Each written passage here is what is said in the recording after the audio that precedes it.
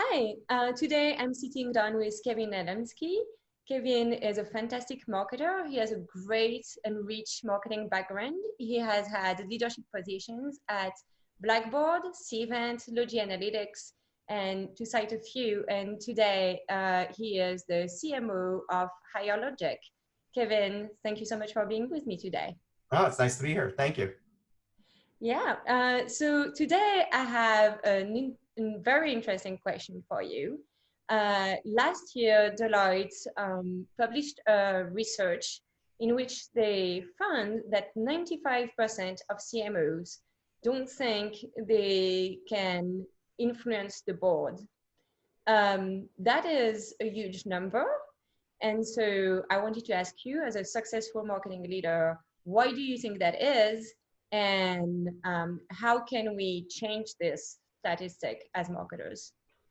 Yeah, the 95% sounds a little high to me, at least amongst my peer set. Of course, I've spent the last few years working with, at least the boards that I've been working with are more from a private equity stage in the company, life cycle in which we are a company. So the last few software companies that I've been at, it's been private equity backed. Now I could say that the models and the playbooks and other things that we've been kind of working towards has been very metrics based. So my conversations with the board have been, what is my contribution to the pipeline?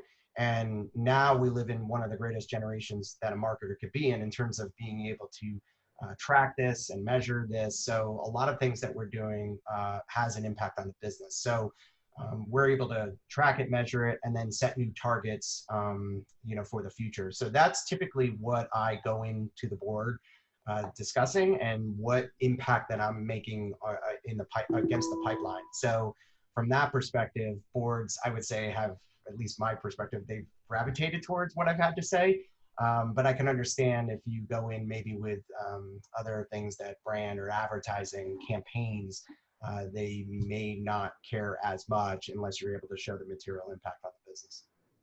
Great, great. So I guess as a follow-up question to this, how when you need to work on your brand, then how do you position the work that you do on the brand and on the positioning so that it can resonate with the board? Yeah, I mean, some of the exercises that we've done even recently at Higher Logic is that we want to position our product as a platform where you have multiple product lines as well as services that are essentially packaged, or you can have a client grow when you grow, and bring those products to market. So for us, it's been about explaining where customers can start with Higher Logic and then grow with Higher Logic. And that for us is the entire platform in which we sell. So the key for us is, how do we bring our positioning to the market? And those are exercises that we do internally to make sure that we set ourselves up for success.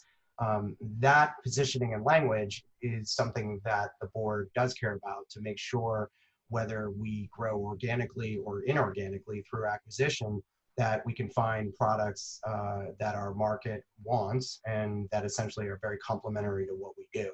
So from that perspective, we want to be able to, position ourselves for the future, and that the board does care about.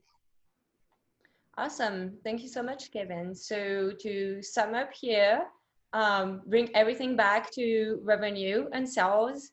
And even when you're talking about brand, even when you're talking about positioning, it should relate to the big picture of how it influences the business and how you actually make the business grow with this new brand and new positioning. Absolutely. Great. Well, thank you so much for your time and helping us through this today. It was great having you. Thank you. It's great to be here. Thanks, Carol. Yep.